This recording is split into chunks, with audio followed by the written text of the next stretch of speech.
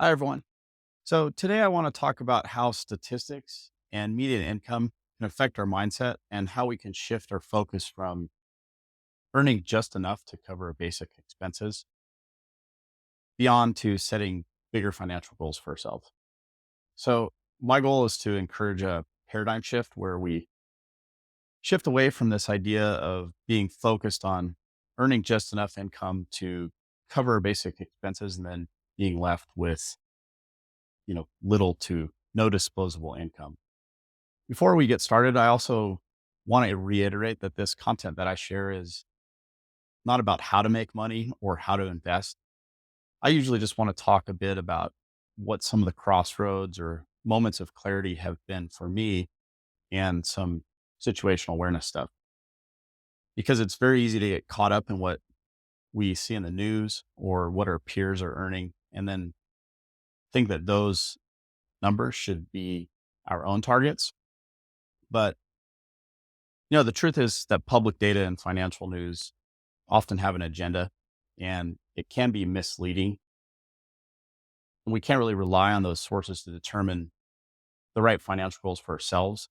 So it's important to take a step back and think about what we truly want in terms of our material desires, our lifestyle goals, what healthcare costs, goals for retirement, and so on. So if you're stuck or tired of feeling in a scarcity mindset and want to set bigger financial goals for yourself, just remember that you can't depend on statistics or the average income, maybe in your city or your state, to determine what's right for you.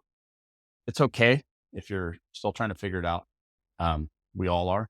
But by setting your own personal goals and not relying on external sources, you'll really be able to break free from that scarcity mindset and hopefully reach new heights that you've never thought possible.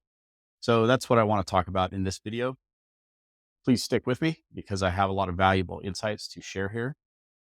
And first of all, I've learned and made the mistake myself that following statistics and popular culture ideas about median income usually just ends up in disaster for my own finances.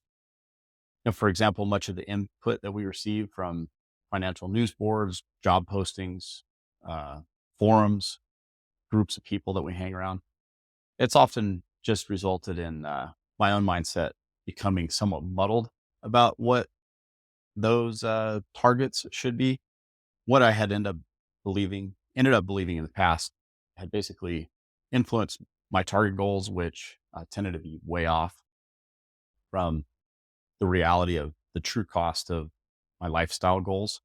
I'd basically been fixated on these numbers for salaries like $60,000 a year or $100,000 a year, or, even $250,000 a year. And I finally realized that public data is just common knowledge. It's always going to lag. It's always going to have an agenda. And this is especially true if you start to set bigger and bigger financial goals for yourself. For example, I had often looked at websites like Indeed or Glassdoor.com, and I just keep telling myself statements like, oh, okay, I'm going to get a great tech job and be able to make $100,000 a year, maybe $200,000 a year, because that's what those jobs pay. And that's a great income compared to, maybe what other people earn. And then that number would stick as a benchmark against my expenses, maybe coming out positive a little bit every month after expenses. I would repeatedly, just keep setting myself up for long-term disaster. So what I'm getting at is that the sources of this information that come from public data, financial news, our peers, forums, employers, if we continue to use these as benchmarks to gauge our own personal financial goals, it's going to block us from thinking bigger, which is in turn going to limit our targets. And then we may even end up settling for what is likely, I'd say, socially acceptable rather than what we want to set for ourselves. A perfect hypothetical example is, let's say you're going in for a job interview. The salary for most roles is usually a salary that has been predetermined. And maybe you'll have a little bit of room to negotiate, but it's basically going to be within a range. And you probably won't have much flexibility. And this is even more true when you personally believe that you don't have much flexibility, because if you believe that your role should pay you, say, $90,000 a year, because maybe that's what's fair, that's what you believe is fair, and that is what other employers in the marketplace maybe pay for that role, then that's exactly where you're going to stay. Your mindset will adapt and mold to that expectation, which in turn will likely influence your lifestyle and financial decisions that match that of a person who expects to earn $90,000 a year.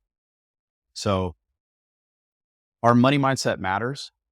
And I just like now to kind of shift my focus to um, basic financial needs and how those expenses can also affect our decisions. So, based on my research, estimates for expenses like food, shelter, clothing, and transportation, health insurance, utilities, and even including monthly subscriptions like music or movies can be anywhere from $4,000 to $7,000 a month in the United States. But again, don't allow statistics or what others tell you to dictate what you believe that your expenses should be. The fact is that we all need to eat. There's housing to pay for, utilities, heating bills, electricity bills. And you probably want to run the air conditioning in the summertime if you live somewhere hot. Transportation, if you want to drive a decent vehicle, you're either going to need to save up or take on the responsibility of a car payment. You'll have insurance to pay, fuel, maybe even some upgrades.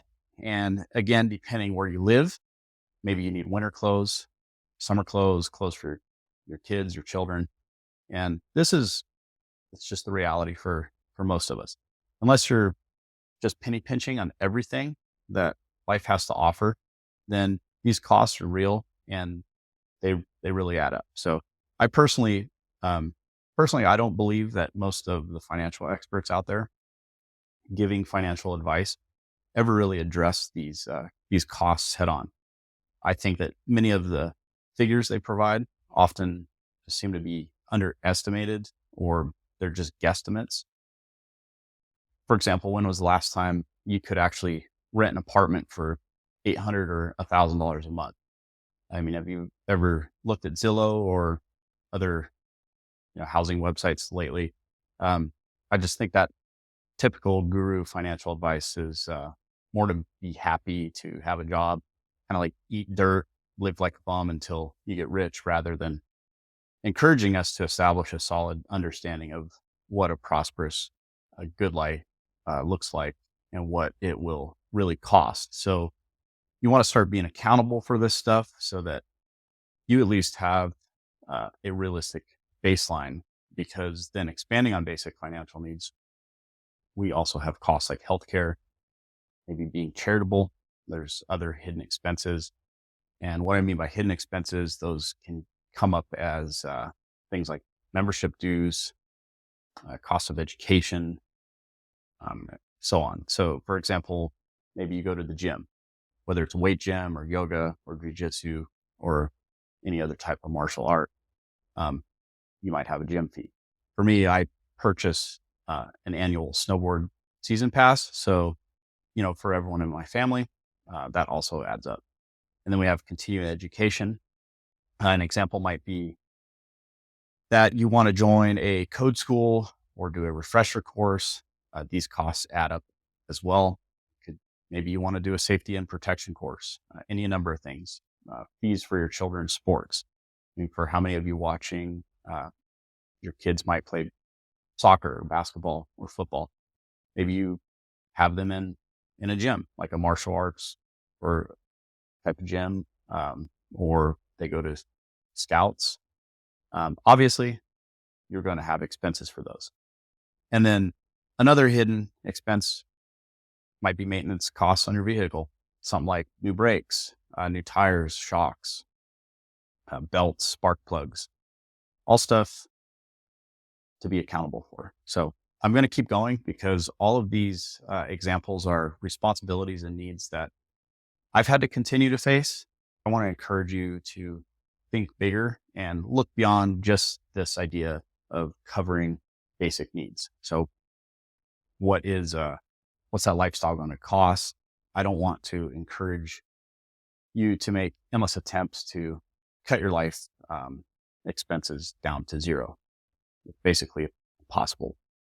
For example, another big expense for me is bikes. I love mountain biking, so I frequently have to change things like my bike brake pads. Occasionally, I need new tires. I've had to replace rims, and these parts add up, especially when it includes um, the same expenses on the bikes for my wife and two sons. And then there's stuff related to the home.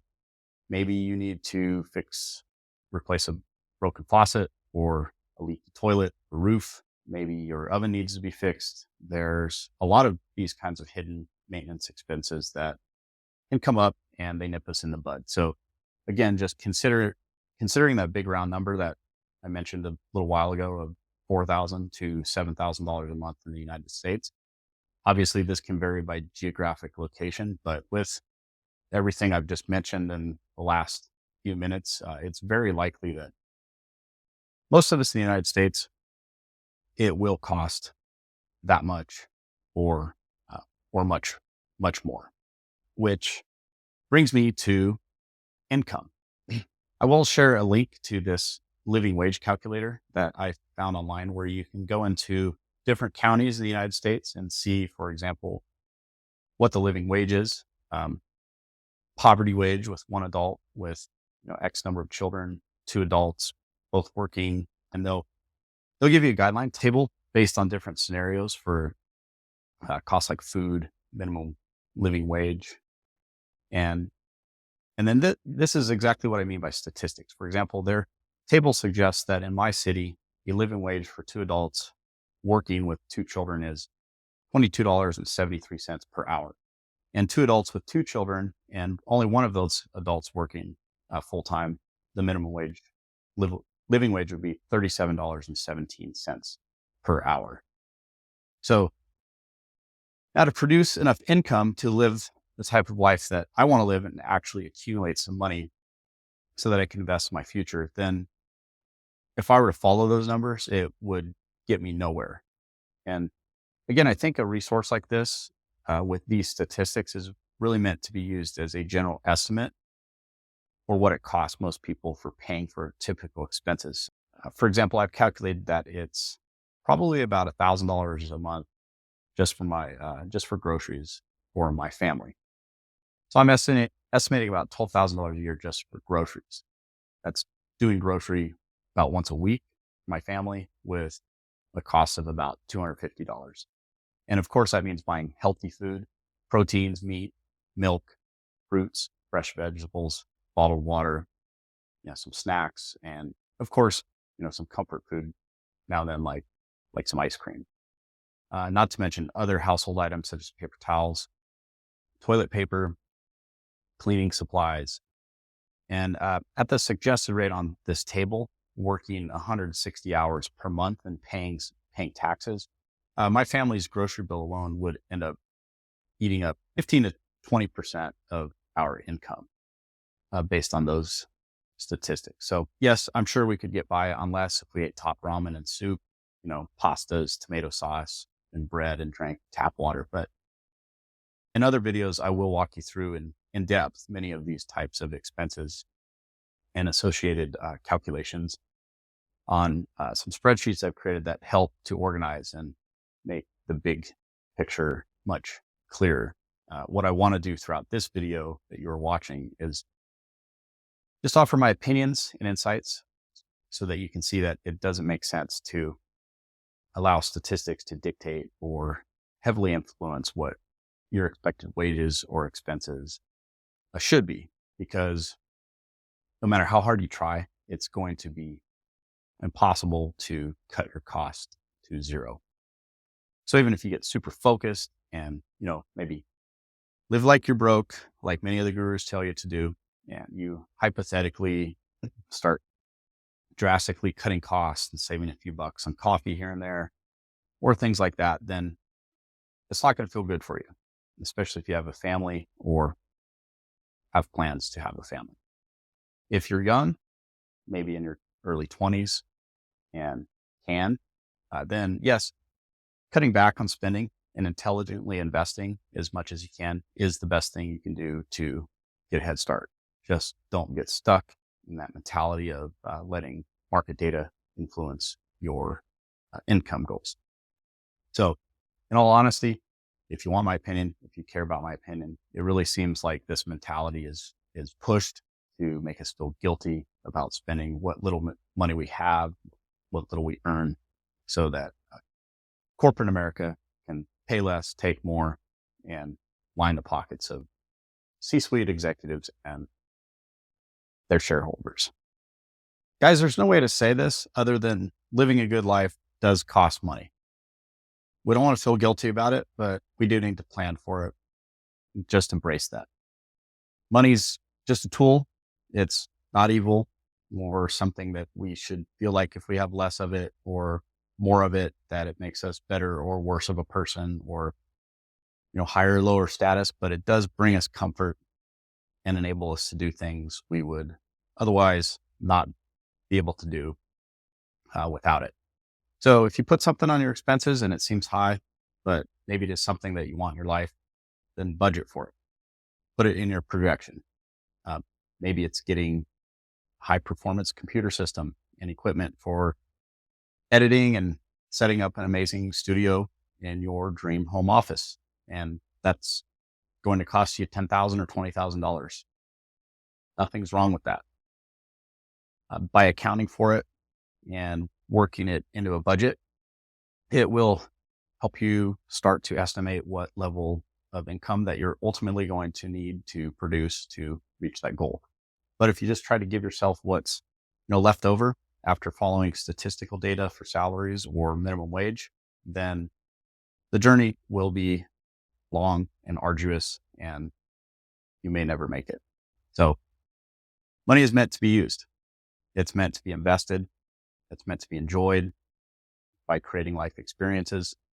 We produce goods and services for a reason. It's awesome to take trips with our families. We love getting a new car every so many years, or, when our old car finally breaks down.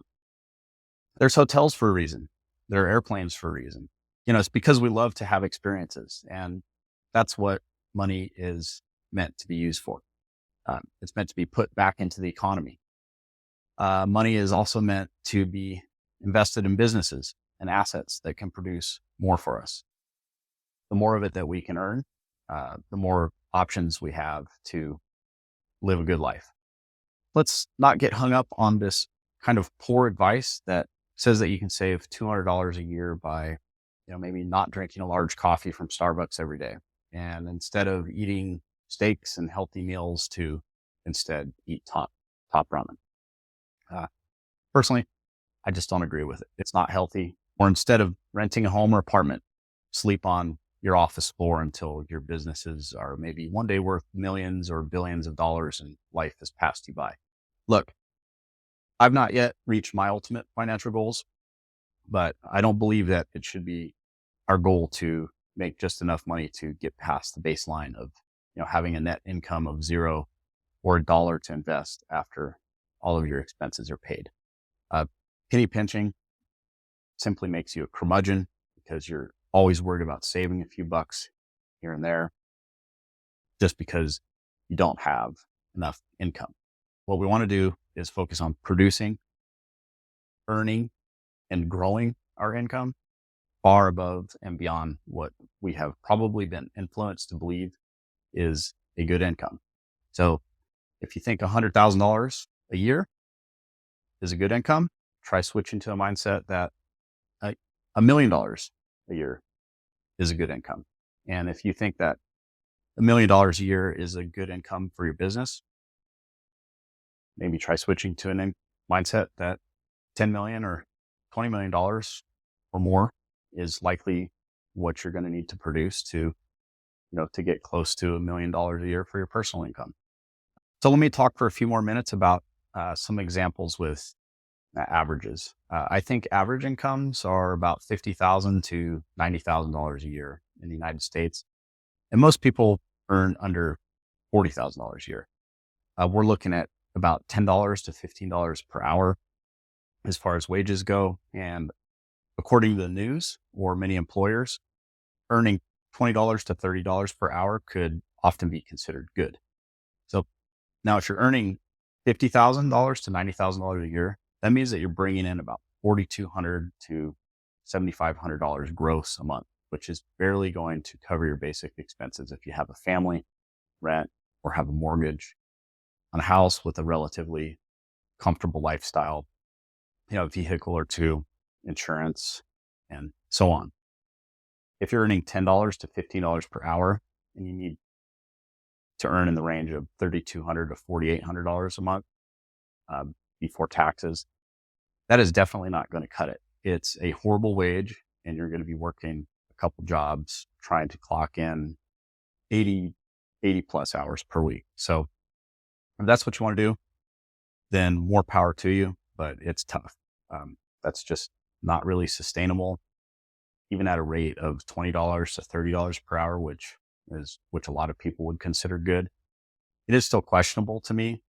It's going to take 40 hours plus a week to earn $3,200 to $4,800, and that's before taxes. So with these numbers, it means we're probably going to be making quite a few sacrifices, whether it's not eating as good or not living in decent housing. We're really forced to cut back. I'm just constantly asking myself, are there any good jobs out there? My estimate is that we need to earn about $250,000 to $300,000 a year as a baseline, especially to support a small family and have any chance at saving enough for retirement. But that number in the job space has really seemed to be elusive to me, or a carrot on a stick. Possibly you can earn a couple $100,000 to $300,000 a year as an employee, but I think that's pretty rare. So again, my conclusion is just don't depend on others to get these numbers right for you. Ultimately, what I've come to believe is that we really need to break free from depending on employers to set these standards for us. I would love to see more people pull back from the traditional employer-employee relationship, start use their skills to create other revenue streams that enable us to meet and exceed baseline expenses and then meet bigger financial goals.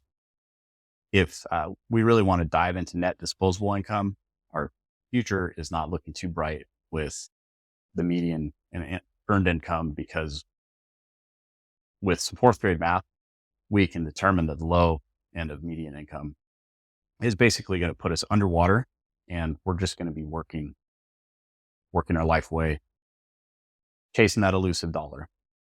Even at the higher end of the median, it's still not much to work with after basic expenses. $7,500 a month minus taxes would probably only leave us with around $5,600 to $6,000 a month to cover expenses and then make investments. If you own or rent a decent sized house and have a small family with a couple of vehicles and common expenses like sports, or taking a vacation a year or two, maybe, anyone who provides for a family knows that it's pretty easy to quickly reach $7,000 a month in expenses. Let's hypothetically say that you are able to keep expenses down, put away $1,500 or $2,000 per month. That's still a very thin margin. We could save $18,000 to $24,000 a year and invest it if we're very disciplined, which seems to be what we're taught, is that must be disciplined about saving money. So what earning a median income means to me is that I will need to make compromised choices.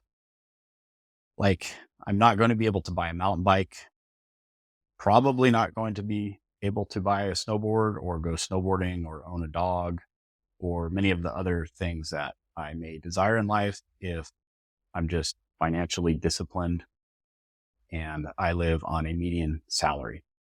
I'm never going to take a vacation until I'm rich and successful, and I'm going to hope that my car never needs a repair. Talking about median income and using that as a benchmark for our own financial goals.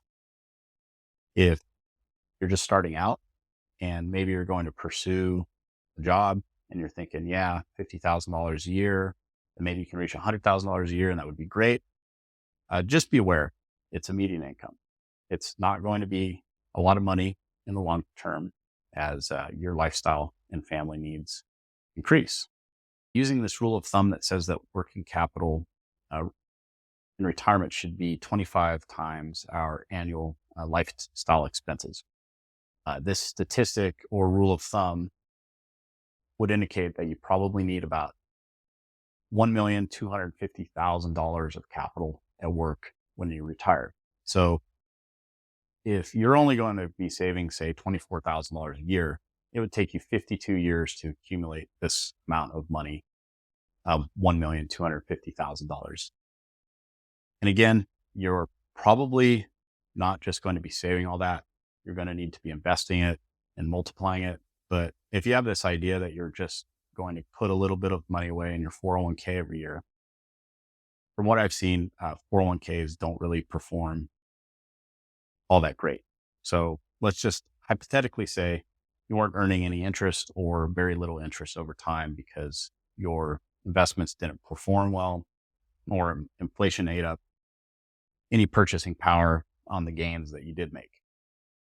If you're just accumulating $24,000 a year, it's going to take you 52 years to accumulate $1,250,000. So just put that into perspective. I don't think any of us want to be working for 52 years to try to acquire a little over $1 million. Contrary to popular opinion, $1 million is not a large sum of money, even if most of us never do reach that level, which brings me back to why my content is not about how to make money or investing. What I want you to do is I want you to start thinking about these issues more in depth, gain some awareness, and then stop playing small. Start aiming for bigger targets. For example, if you do your homework, maybe you will come to your own conclusion that nothing less than $250,000 a year is going to enable you to have the slightest chance at making progress. So if you're freelancing, if you're going for a job and you're in your 20s or 30s or 40s, you'll probably need to be looking for opportunities that are going to provide you with the skills and experience that you'll need to be able to branch off from that job or grow into another position that's actually going to enable you to be on a path to earning $250,000 or more a year in personal income in a short period of time, or to be able to start your own business to get there. Again, basic needs are not financial goals. I've determined that personally, about $60,000 a year would get my family by. $120,000 a year, $250,000 a year, kind of like the golden handcuffs. I'll talk about that more. You feel like you finally arrived. It's looking nice, but it can really get you into trouble. So $120,000 to $250,000 a year is a significant amount of money, but it's also very easy to blow through it very quickly. Personally, I believe that earning at least $500,000 a year would enable most people to maybe increase their pace of investing, especially if they're aggressive and disciplined, and live like they are only earning $60,000 or $120,000 a year. It is going to produce a significant amount of margin to be able to reinvest. Now, $2.5 million a year would increase wealth much faster over a 5 to 10 year period.